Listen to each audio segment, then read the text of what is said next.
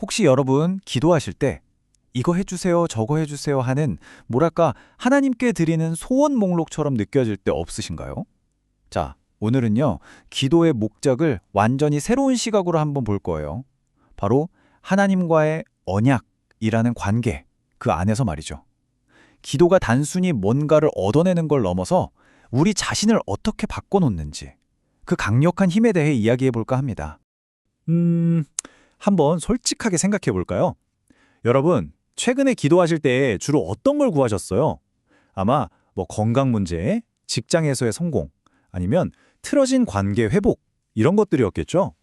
물론 그것들 정말 중요하죠.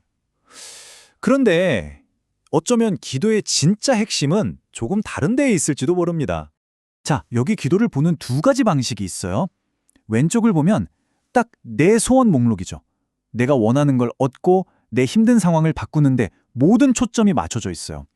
그런데 오른쪽, 이 언약적인 기도는 완전히 달라요. 관점이 상황에서 나 자신으로 확 옮겨와요. 그러니까 내가 하나님의 자녀답게 변하고 성장하는 것, 그리고 그분의 뜻을 구하는 것, 바로 이게 핵심이 되는 거죠. 그래서 오늘 이 5가지 단계를 쭉 따라가면서요, 기도가 어떻게 우리를 바꾸는 언약의 숨결이 되는지 하나씩 차근차근 알아보겠습니다. 자, 그럼 첫 번째 이야기부터 시작해 볼까요? 바로 계약이 아닌 언약입니다. 우리 기도의 뿌리, 그 기초부터 다시 생각해 보자는 거죠. 바로 이 한 문장. 이게 정말 중요해요. 이게 바로 하나님과 우리 사이의 관계가 뭔지를 딱 정의하는 가장 핵심적인 선언이거든요. 이건 무슨 내가 이거 해줄 테니 당신은 저거 해줘, 이런 비즈니스 같은 계약이 아니에요. 이건요, 목숨을 건 약속이고 아버지가 자녀에게 넌 영원히 내 거야 라고 보증해 주는 거나 마찬가지예요. 우리의 모든 기도는 바로 이 관계에서부터 출발해야 합니다. 그래서 언약적인 기도가 뭐냐? 딱 정리하면 이렇습니다. 내가 원하는 걸 얻어내는 수단이 아니라 하나님 아버지, 제가 아버지의 자녀답게 살아갈 힘과 능력을 주세요 라고 구하는 거예요. 기도의 방향이 나 중심에서 하나님과의 관계 중심으로 완전히 바뀌는 거죠. 바로 그 순간입니다. 자, 그럼 두 번째, 우리가 이렇게 관계에 집중해서 기도할 때 하나님이 약속하신 가장 위대한 선물은 과연 뭘까요? 예수님께서 분명히 말씀하셨죠. 구하고 찾고 문을 두드려라. 그럼 받을 거라고. 이걸 듣고 많은 사람들이 돈이나 성공, 건강 같은 걸 주시려나 보다 생각하거든요. 그런데 과연 예수님이 말씀하신 그 최고의 선물은 뭘까요? 바로 이겁니다. 누가복음이 그 정답을 아주 명확하게 보여주죠. 하나님이 주시는 최고의 선물은 바로 성령입니다. 와, 우리가 흔히 기대하던 그런 세상적인 복이 아니었던 거죠. 이게 바로 언약적인 기도의 핵심, 가장 중요한 응답이라는 겁니다. 아니, 근데 왜 하필 성령이 최고의 선물일까요? 이유는 간단해요. 우리가 하나님의 자녀가 되긴 했는데 솔직히 우리 힘만으로는 도저히 하나님 자녀답게 살 수가 없거든요. 바로 성령께서 우리 안에서부터 우리를 변화시키고 그분의 뜻을 따를 수 있는 힘을 주시는 거예요. 진짜 변화를 이끌어내는 엔진인 셈이죠. 자, 세 번째 주제입니다. 그럼 그 성령께서 우리 안에서 구체적으로 어떻게 일하실까요? 그 변화는요, 밖에서가 아니라 우리 마음 가장 깊은 곳, 바로 거기서부터 시작됩니다.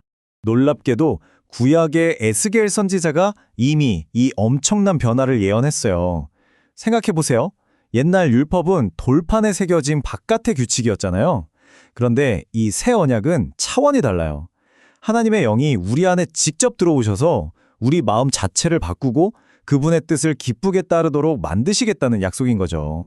이 과정을 단계별로 보면 훨씬 이해하기 쉬워요. 자, 먼저 새로운 영, 바로 성령님이 우리 안에 오세요. 그러면 어떻게 되냐? 돌멩이처럼 딱딱하고 고집스럽던 우리 마음이 제거돼요. 그리고 그 자리에 살처럼 부드러운 새 마음이 주어지는 거죠. 그럼 그 결과는 이제 더는 막 억지로 마지못해 율법을 지키는 게 아니라 정말 기쁜 마음으로 그 길을 따라가고 싶어지는 겁니다. 놀랍죠? 그리고 이 모든 변화를 움직이는 힘, 그 연료는 바로 사랑입니다. 로마서 말씀처럼 성령을 통해서 하나님의 사랑이 우리 마음에 폭포수처럼 쏟아부어지는 거예요. 그럼 우리는 그 사랑에 압도되어서 비로소 내 힘이 아니라 그 힘으로 하나님과 이웃을 사랑할 수 있게 되는 거죠. 이게 바로 진짜 예수님을 닮아가는 삶의 출발점입니다. 네 번째입니다. 그럼 성령님이 우리 안에 계신다는 게 구체적으로 우리 삶에 어떻게 적용될까요? 특히 우리가 성경을 읽고 이해하는 방식에 어떤 영향을 미치는지 한번 들여다보죠. 자, 여기서 우리에게 두 가지 길이 있어요. 왼쪽 길은 뭐냐면 내 똑똑한 머리랑 내 짧은 경험에 의존해서 하나님을 내 생각이라는 상자 안에 가둬버리는 거예요. 이건 결국 그냥 자기 개발, 자기 수양에서 끝나요. 하지만 오른쪽 길, 성령의 인도를 따를 때는요. 하나님께서 직접 자신의 있는 그대로 우리에게 보여주시는 걸 경험하게 됩니다. 이게 바로 진짜 관계죠. 그래서 우리가 기도해야 할 게 바로 성령의 조명입니다. 이게 뭐냐면 비유하자면 성령이라는 책의 진짜 저자이신 성령님께서 직접 오셔서 이 부분은 이런 뜻이야 하고 조명을 탁 비춰주시는 거예요. 이 조명이 없으면 우리는 성경을 그냥 지식을 쌓는 교과서처럼 읽게 될 위험이 너무 커요. 그래서 여러분, 성경을 딱 펴기 전에 잠깐 멈춰서 이렇게 기도해야 하는 거예요. 성령님, 제 눈을 열어주세요. 왜냐고요? 그래야 이 말씀 속에 숨겨진 진짜 보물들을 발견할 수 있으니까요. 내 좁은 생각으로 하나님을 판단하는 걸 멈추고 진짜 하나님의 성품, 예수님이 어떻게 사셨는지를 배울 수 있게 되거든요. 바로 이 기도가 우리를 온전한 사람으로 빚어가는 정말 중요한 과정입니다. 자, 이제 마지막 5번째입니다. 지금까지 이야기한 모든 것들을 하나로 모으면 기도의 본질은 딱 하나의 자세로 요약됩니다. 그건 바로 궁극적인 항복이에요. 우리가 어쩌면 기도의 주객을 완전히 전도시키고 있었을지도 몰라요. 기도는요, 절대 내가 주인이 돼서 하나님을 내 종처럼 부리는 게 아닙니다. 절대요. 기도의 진짜 모습은 바로 이거예요. 하나님이 내 아버지이심을 온 마음으로 인정하고 그분의 영이신 성령님께 나 자신을 통째로 맡겨드리는 것. 아주 겸손한 항복이죠. 내 계획, 내 힘, 내 고집 다 내려놓고 아버지께서 이끌어 주세요 하고 신뢰하는 겁니다.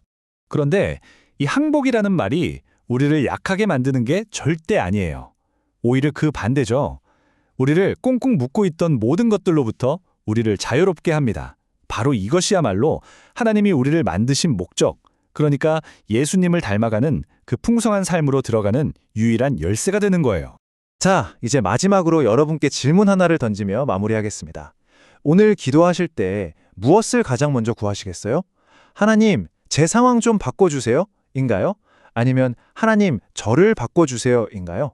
이 질문에 대한 여러분의 대답이 앞으로의 기도 생활과 여러분의 삶 전체를 완전히 새로운 차원으로 이끌어 줄 겁니다.